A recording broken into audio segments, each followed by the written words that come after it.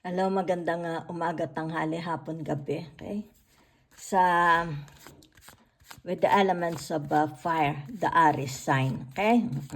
Lala Baby nagpapakilala. Isang like, subscribes, and shares lang po. Salamat ng marami. Okay? Bigyan ko kayong timeless reading for the month of July. Okay? So, general po ito ha. Hindi pa ito personal. If you want a private reading, feel free to email me at Maldive or maldivesicos@gmail.com. So, tingnan po natin your energy ha. Narito ang tinatawag na the nine of wands, catalyst, your catalyst, di ba? Yan o. It's like pababor ang luck, swerte.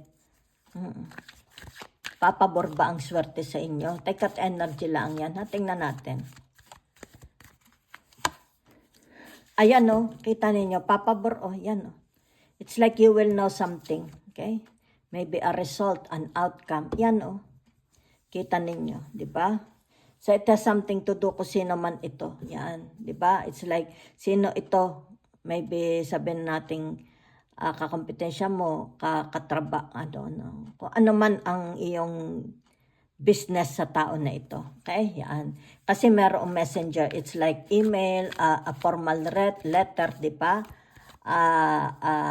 Sabihin na natin, meron talagang tao. Okay? Pupunta sa inyo. Okay? But it has tinatawag itong taong ito is nakasuot militar. Okay? Nakasuot militar. It's like sabihin natin sundalo or basta maganda lang yung suot niya. Diba? It's like yung tinatawag na messenger siya. Okay? Sabihin natin baka hindi sundalo. Baka yan yung tinatawag nagtatrabaho. Dala-dala niya ang pangalan. Okay? Dala-dala niya ang pangalan ng kung saan siya nagtatrabaho. Dahil ito ang dala niya. Okay? So magandang balita. Dahil ito yung tinatawag the Knight of Swords. Yan ha.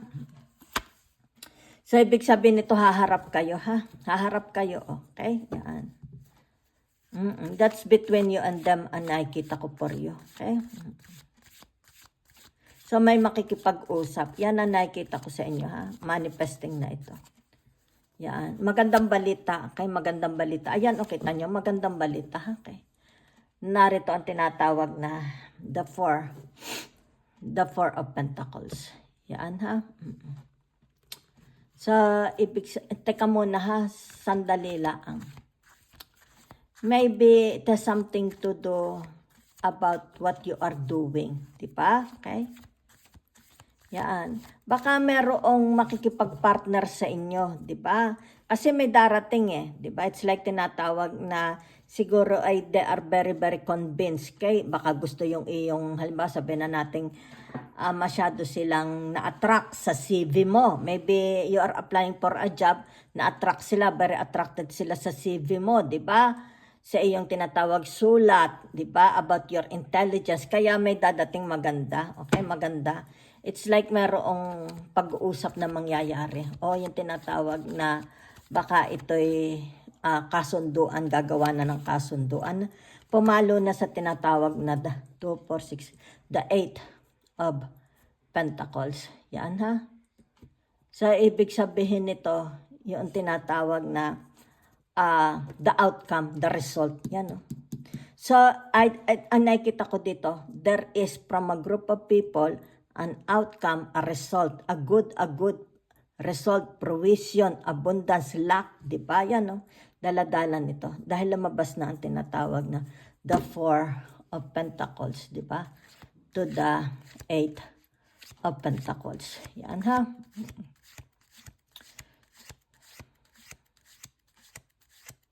So, ibig sabihin nito, it's like tinatawag na I think it has something to do about your work, di ba? It has something to do about your,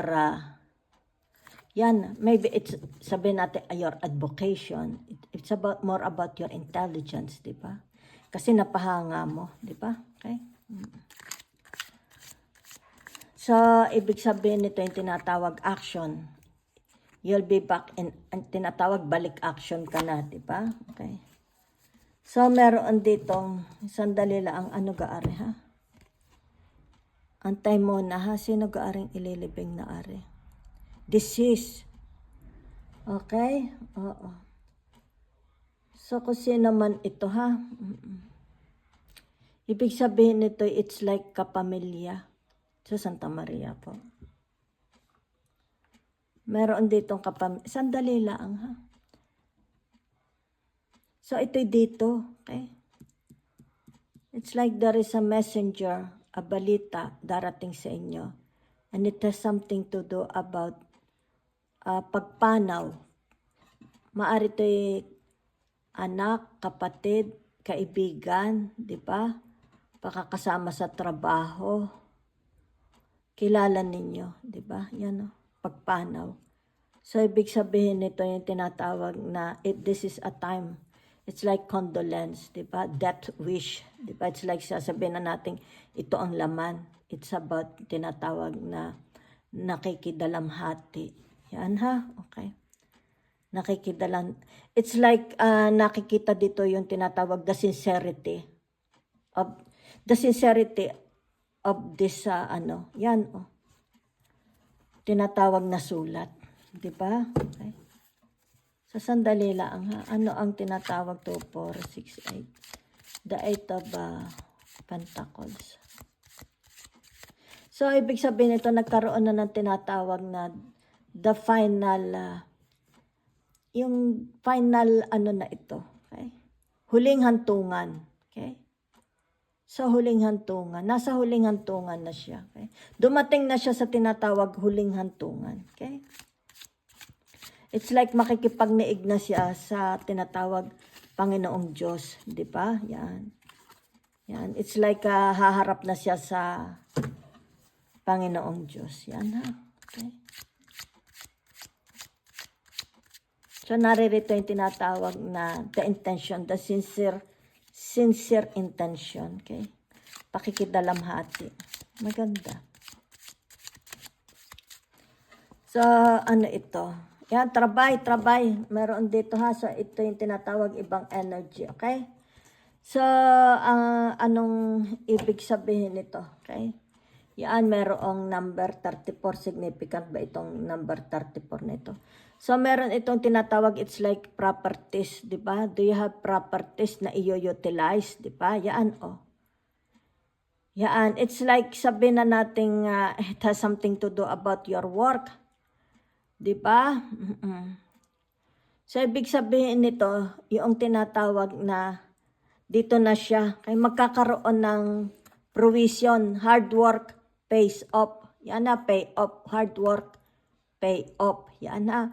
So, for some of you, kung ano man itong ginagawa ninyo, okay? Tinatawag na magkakaroon ito ng outcome. Yan, no?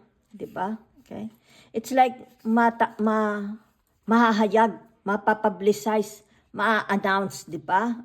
It's more about nakikita ko yung maraming makakaalam, di ba? Yun. Sabihin na natin, hindi ko alam, it's like, kung ano itong it's like you will utilize a piece of ground, di ba? Maybe it has something to do, maarte properties mo. Kumbaga dito yung tinatawag makakakuha ng pansin. Yan, oh. An attraction. So, ibig sabihin nito, either baka ito'y bibilin sa iyo, di ba? Makakakuha ng attraction eh.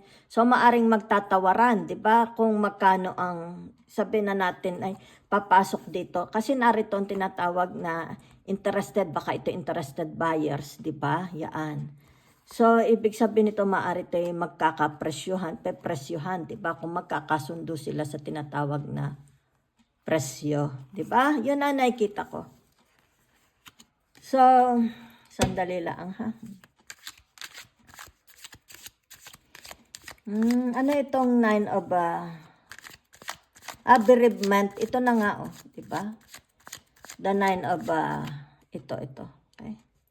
The 9 of Wands. It's about bereavement. Yan na. It's like tinatawag, dumating na sa huling hantungan, okay? So, there is a letter. It's like tinatawag letter of bereavement, di ba? Yan. So, meron ditong tinatawag na facts, okay? So, ibig sabihin ng facts na ito is yung tinatawag na they are, it's about opportunities, di ba? Yan, oh. Okay? Yun ang nakikita ko lang. Yan. Yan. It's like yung, sandali lang ha. Paano nila, kasi nakatingin siya sa tubig. It's like tinatawag na, ganito lang ha.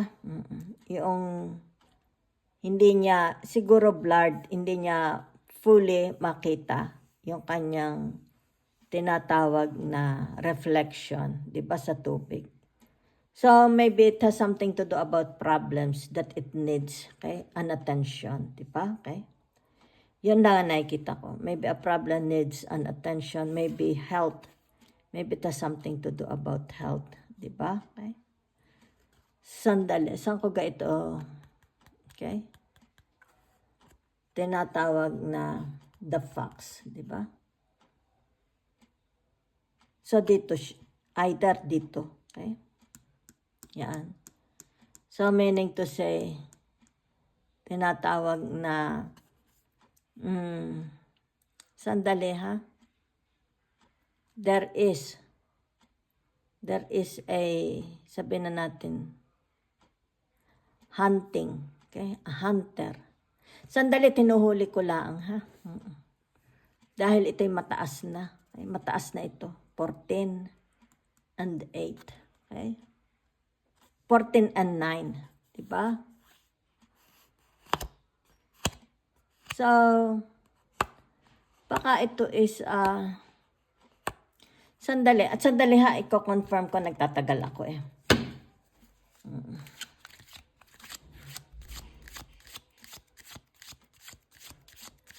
Ang nakikita ko dito yung tinatawag na you will be,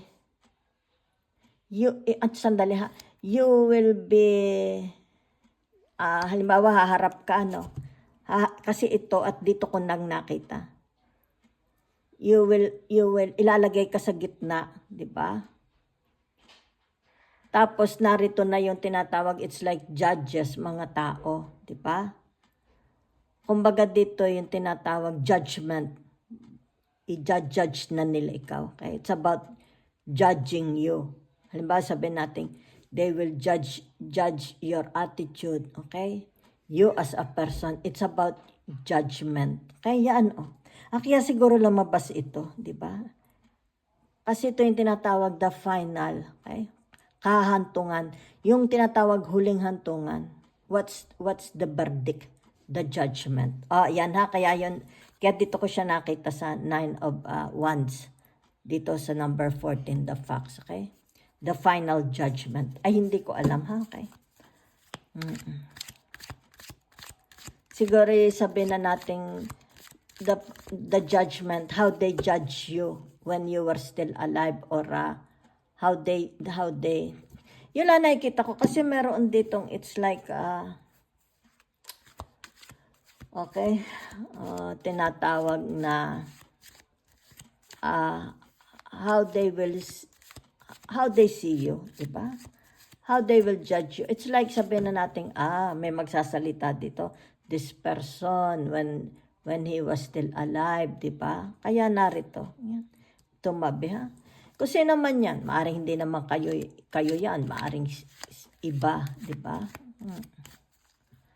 O baka naman asawa nyo yan, namatay, diba? How your husband, kasi naman maybe a member of the family, diba? So, naririto ang tinatawag na the 7 of hearts, diba? So, ang nakikita ko dito ay mayroon dito magkakabalikan. Yan, oh. Meron magkakabalikan dito, ha? Yan, okay? Sa dato, yan, oh. Siguro ito'y nagkahiwalay, diba? May magkakabalikan po. So, dito na ito. Anong number ito? Okay? Sandali. Kulabo ang mata ko. number, ala pa? Sandali. Ano ko ito? Okay. Yan ha. So, ibig sabihin ito, malaking ano po ito. Malaking kayamanan ito. Kasi dito siya pumunta. 2, 4, 6, 8. Yan ha. Ibig sabihin nito, yung tinatawag, halimbawa sabihin natin magkakaroon na ng ending sa problema mo sa pera.